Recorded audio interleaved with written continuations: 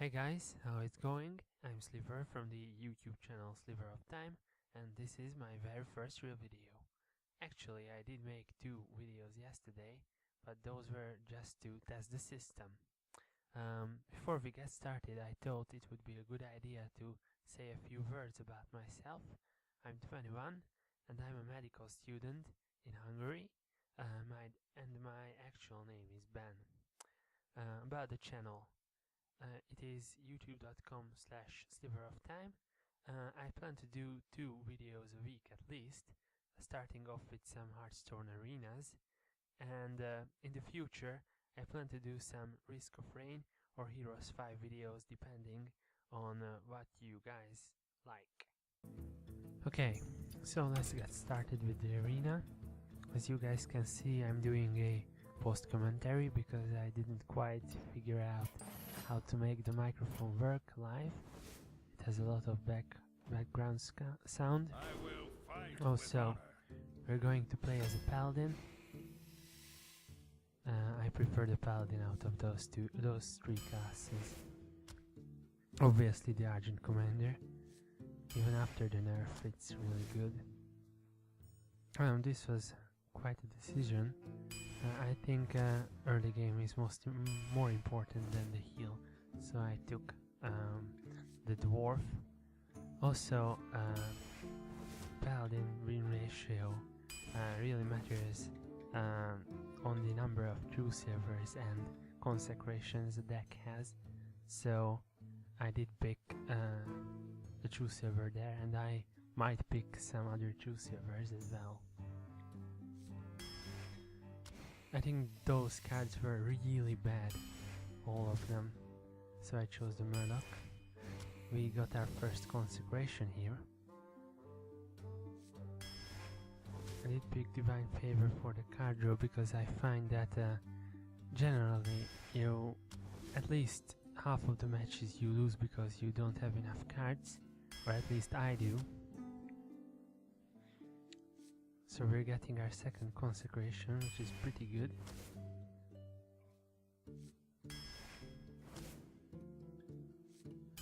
I did pick the Shattered Sun over the Ogre because the Shattered Sun's quite OP in my opinion.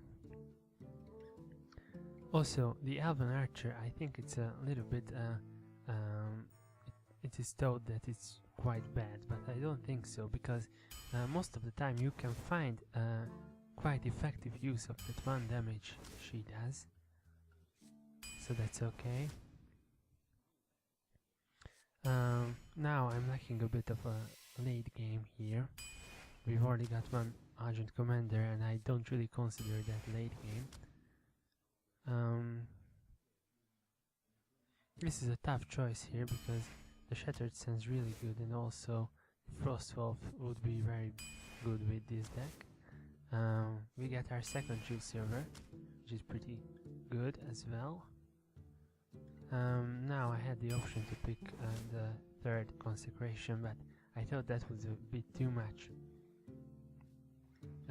Considering true silvers, I think it might be a good idea to go for 3 true silvers in a deck, but I think I lacked quite a bit of late game there, so that's why I chose the healer guy. Well, that was a no-brainer. Okay, so we've got 2 imposters, 2 true silvers and 2 consecrations, and also we managed to get some decent late games, so I think it would be possible to go 5 wins, which is my average in arena, I'd say. So if we manage to do 5 wins, then I would be pretty happy. I did make 12 wins like 3 times, and I did get a legendary after getting one of them. It was Lord Draxus. Obviously I was very happy, because most people get like golden commons or stuff from winning 12 games. Okay, so So our first match is gonna be against the Rogue. We've got an okay-ish starting hand with the 2-drop and the Elven Archer. Let's see if we manage to get value out of it. Also keep in mind that the open beta just released last week, so I might be fighting some, let's say, less experienced players than myself. I'm hoping, at least. Okay, so this is not the best option to use the Elven Archer here, but it's okay, I think.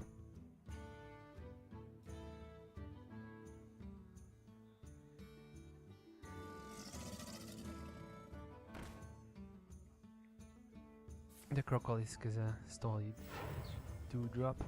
Also he uses the coin to do another 1-drop. And I think I'm behind at this point. I think I have to drop the Fairy Dragon here. Yep. I'll give it a shot. And I think the most value I could get out of the Elven Archer is to get rid of the shield, because he could do anything to it next turn. I think this is a favorable trade for me. Also we get a Scrub without the combo, which is always good. Obviously Scrub is considered to be quite OP in turn 1. On turn 1. Well, I can't drop anything else but the Dark Iron Dwarf, and nerf it got actually benefits me here, because the +2 attack is not permanent on the Squire.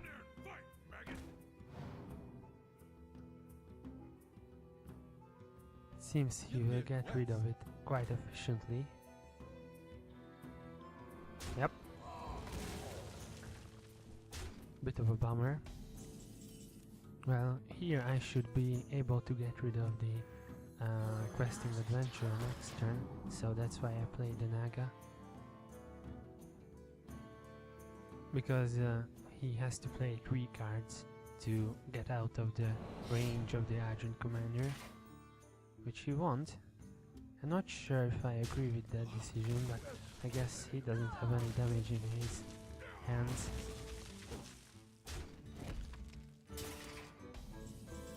But he didn't have to sacrifice everything there. He could have attacked my creature with the weapon, so he could have gotten another creature on his board at the end of turn. It's okay though. I'd say it's going good for me. I'm up 1 card, I think. He uses Headcrack, which is well, in my opinion, it's quite a bad card. Also, he didn't combo it, so it makes it that much worse. And I'm nowhere near to death now. If you insist. I mean, it has nothing on the board, so I safely can drop the healer. And by this point I think I'm in a dominating lead on the board. He uses Sprint, which is very questionable, because, well, Sprint is great to draw cards, but if I have such a board advantage, then, well, it might not go as well. And I'm just extending my board advantage here. And he is dead next turn, so he has to do some spectacular plays, like maybe Vanish would save him here, but Vanish is quite a bad card anyway. Well, he does get a taunt, but that taunt is not very good, in my opinion, not at all.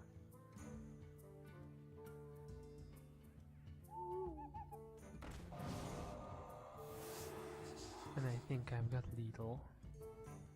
In the light's name. If you didn't play that much Hearthstone, then lethal means that I can kill him this turn. And I can do that. So we get game 1, and much to my surprise we do not lose our very first game on camera, which is very good.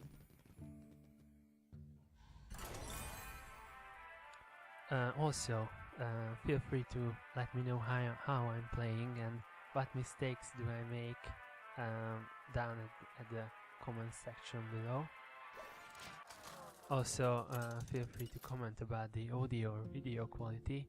I know the video quality won't be the very best because, well, my PC is a little bit old, so don't expect too good. Hopefully it's gonna be watchable though. I hope anyway. So our next opponent is gonna be a druid named Sam. And we get a fairly terrible starting hand. Our lowest card is Consecration with 4 mana cost. Well, hopefully he won't play anything. And we still keep getting those crappy cards. Well, crappy, I mean crappy for very early game. So those cards are gonna stay in our hand for quite a bit of time. But thankfully he's not playing anything himself.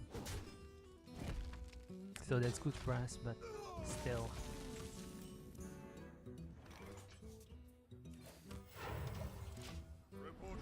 We do get the Blessing of Kings, which can be useful later if he doesn't kill one of our minions for a change.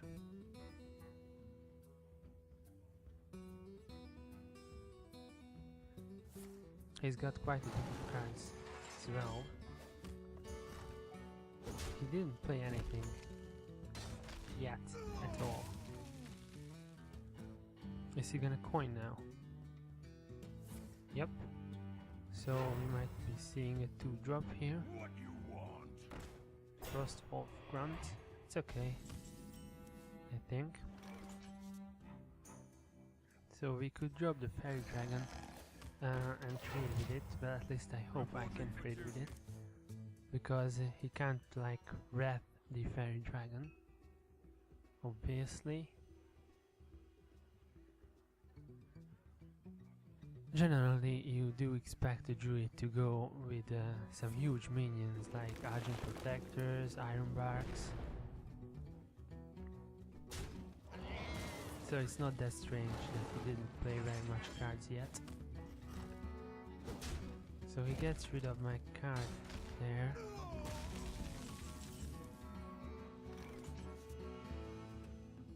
Well, I can't really play the Azure Drake here. I could consecrate, but it's not very effective against a single minion. So I decide to pass by only summoning a token, which might very well be a mistake here.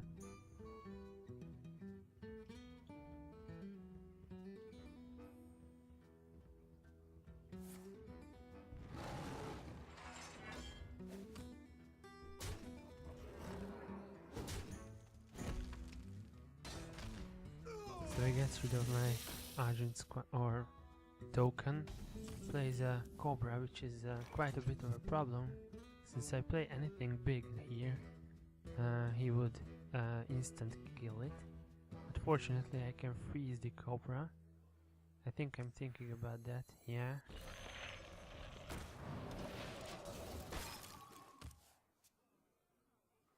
This is still not very good because he can easily get rid of my water Frost Elementor there.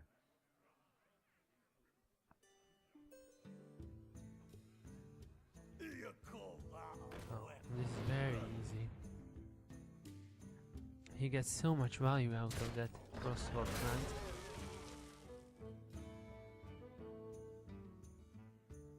And he has the board advantage as well. Well, I think this turn I feel like I have to bring out the Argent Commander against the snake, because otherwise it would kill anything that I drop.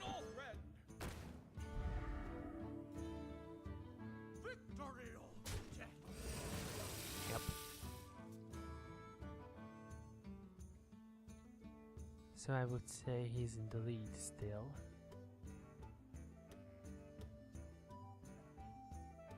Shields up. He gives stone to his minions, which I don't ridiculously mind here. Also, he uses Nourish.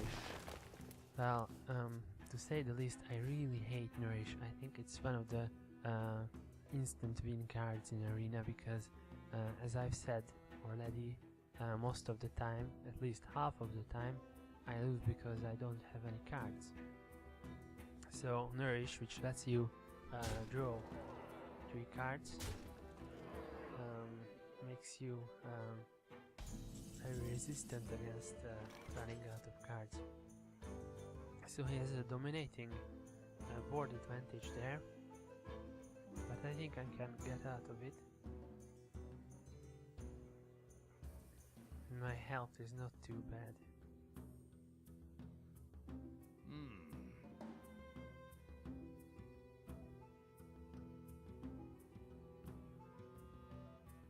I could double consecrate here, which would get rid of the board, but I don't think it would be ridiculously efficient. So I decide to King's the Argent Commander and hopefully trade 2 for 1 there.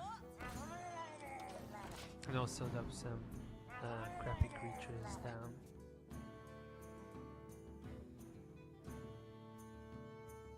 I'm trying to gain board advantage back, which might work. If he doesn't play some huge minions like the Mountain Giant. Well, obviously he's gonna kill my Argent Commander now, which is my only minion that could get rid of the giant, unfortunately.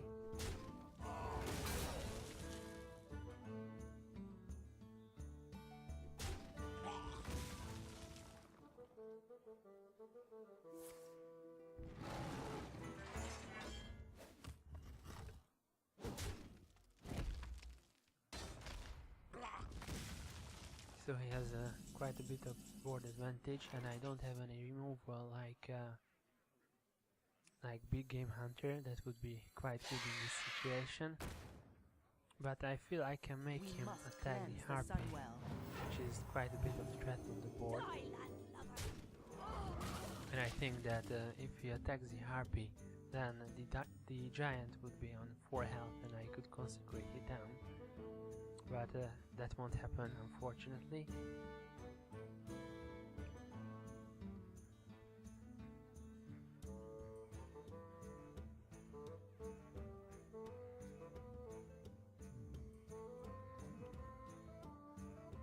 By the way, I got my beta key in October, so I'm not a total noob, but I'm sure I will make a lot of misplays during this series. Maybe you guys can correct me. That would be pretty cool. Also, let me know if you want to see some constructed play, because I do that as well. Unfortunately, since the new mage nerf, since Pyroblast got nerfed to 8 mana cost, then I'm not very efficient. I'm not saying it wasn't deserved nerf, because well, if you manage to do some damage to the enemy hero in early game, then you would easily win in the late game with Pyroblasts.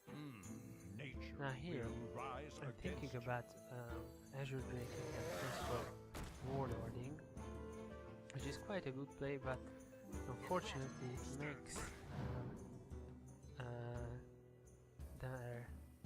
makes his creatures live for the next turn. Maybe I shouldn't have done that. Well, if I wanted to destroy the panda, I could have done that, but the thing is, that would be a 2 for 1. So I might have misplayed there. I'm expecting some comments about that.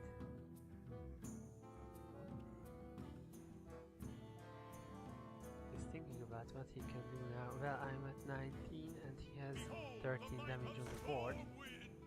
Now it's 15.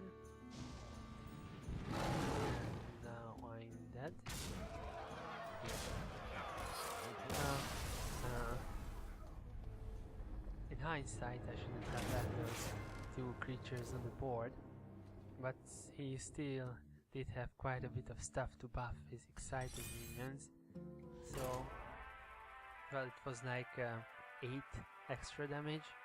I did not expect 8 extra damage out of a druid. Maybe I should have, but it's okay, I think. So we're 1-1. Let's see what our next game is gonna be.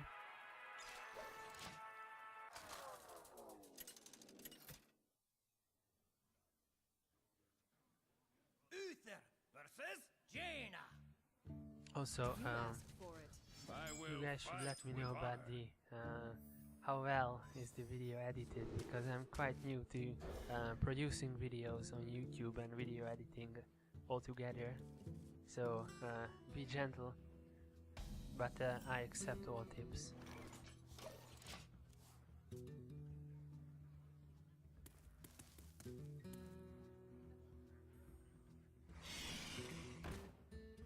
Wow, starts off with a, well, very questionable move.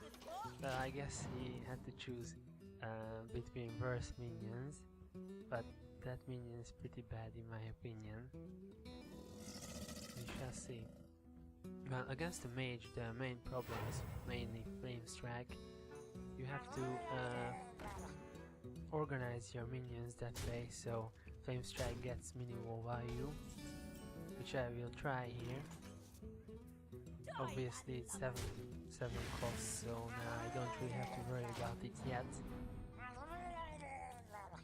It seems he's trying to win the early game, but it's not really gonna happen with my Murloc.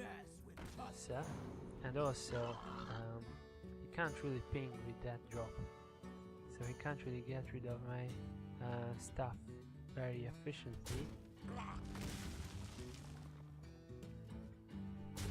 Yep, I did manage to have a Murloc at the end of the turn, which is very good for me, because I can Kings it now.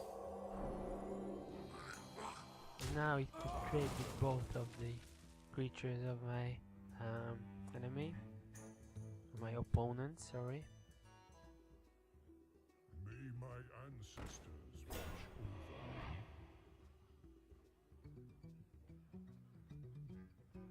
Okay, so I think he dropped that taunt because he expects me to attack into it, and then he could ping the Murloc down next turn. But that's not gonna happen. Yep, I'm gonna heal it up and kill the Tauren, which is still very good for me. So he's at 5 mana now, so I'm gonna be careful what I play here, especially that Silverhand Knight. That's very suspectable against Flame Strike, because it's a 4/4 and a 2/2, and Flame Strike kills both. So I might play it next turn, so I have a single turn to capitalize on it. Squire, attend me. Ready, sir.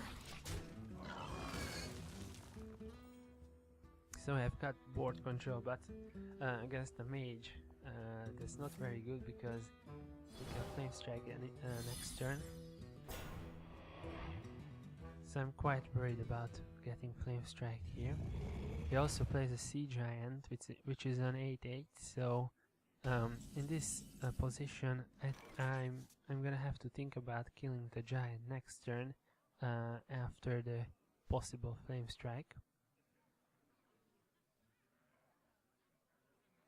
Of course, Flame Strike does 4 damage to all of the enemy minions.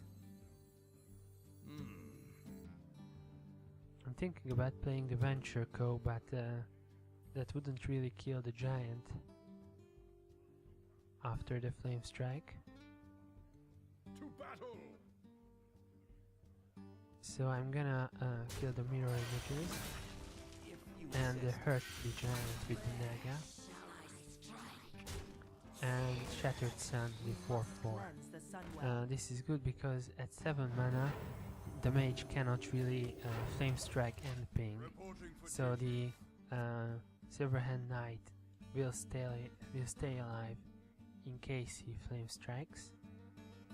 That was my rationalization behind this. My eyes are open. It's gonna heal the giant and not flame strike, it seems. And taunt the healer, which is an interesting choice. It might get a 2-for-1 from me, which I don't really mind because Flame Strike would have killed every way all those minions. I'm gonna heal up and look for the best possible trade here. I don't think it's very good to trade to attack the 4/4 with the 5/5 because he could ping my 5/5 next turn. By the way, by ping I mean using her hero power. So that's why I'm thinking about it now. If you insist. If you insist. Push forward. So this was a good move by the guy. Because he gets 2-for-1 and I have to leave 2 creatures on the board for him. Let's see what he can do now. We must cleanse the sun He well. buffs his minion, which is interesting. And then hits my creature. So it's a 9/3, but I'm up 1 card, 2 cards actually. So I think it's still okay.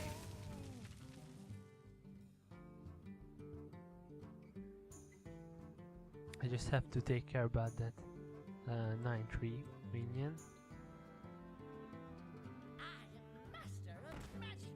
It would be pretty cool to draw a consecration here, because well, especially with the Drake. And I do. Wow. So if I consecration here, I'm kind of top decked though, then I only have to attack that mage. And I have the board control, so I kind of use the mage tricks against her because well, huge board clears are kind of mage tricks in my opinion. And now we have massive card advantage, which is very good. So I think we should win this one. Unless he top decks me.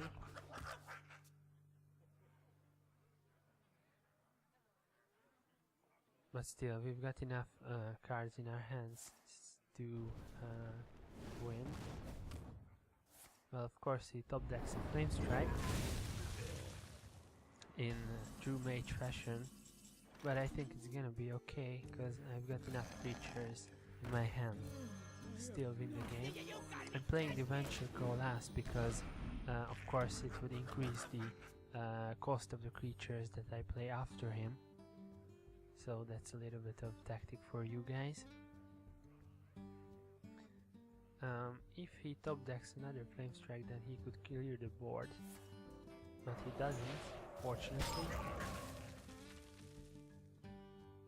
And I have a True Silver in my hand, which is still very good, and he does attack the creature with the turtle, so I can kill the turtle next turn, for sure.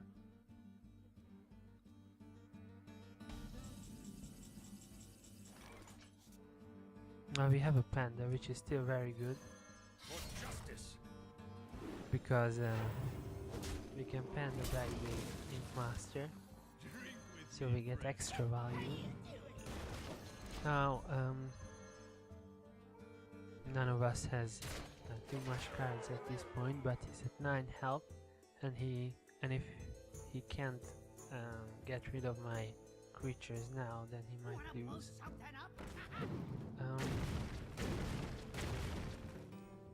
the Mad Bomber wouldn't really save him, wouldn't have saved him anyways. So I think I'm doing okay here. And I did win the game.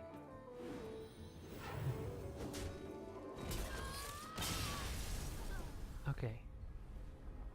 So, I hope you enjoyed my very first video. And see you guys in episode 2.